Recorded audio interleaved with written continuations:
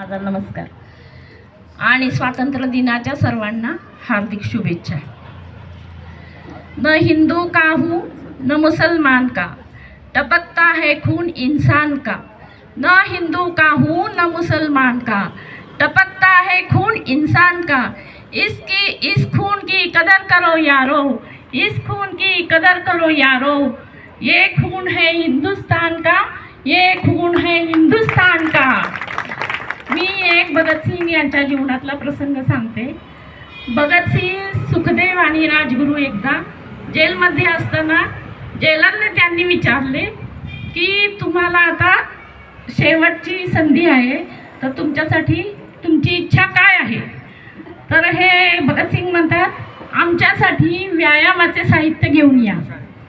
Jailer चकित होतो, यांना व्यायामाचे साहित्य कशाला हवे? तरी तो ठीक आहे म्हणून जातो आणि व्यायामाचे साहित्य घेऊन येतो। व्यायामाचे साहित्य आणलं त्याला राहत नाही। तो विचारतो, अहो तुम्हाला व्यायामाचे साहित्य कशाला हवंय? तुम्ही तर आता फासावर जाणार आहात, तुमचं जीवन संपणार आहे आणि तुम्हाला कशासाठी व्यायाम पाहिजे? तर भगतसिंह, सुखदेव आणि राजगुरू म्हणतात, अहो आपण देवाला ताजी फुलं वाहतो, सुकलेली कोमेजलेली फुले वाहत नाही ना।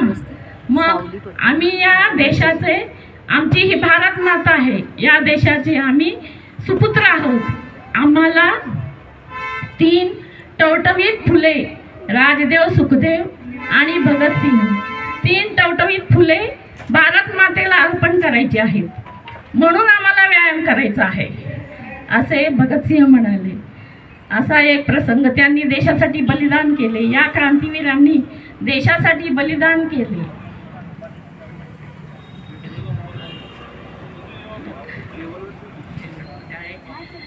अमाप अशी शक्ती, अमाप ध्येय शक्ती, अमाप आशा, गौरवाने लहरो तिरंगा, जय अजिंक्य भारत देशा, जय हिंद, भारत माता की जय। एवढे बोलून मी माझे भाषण संपवते।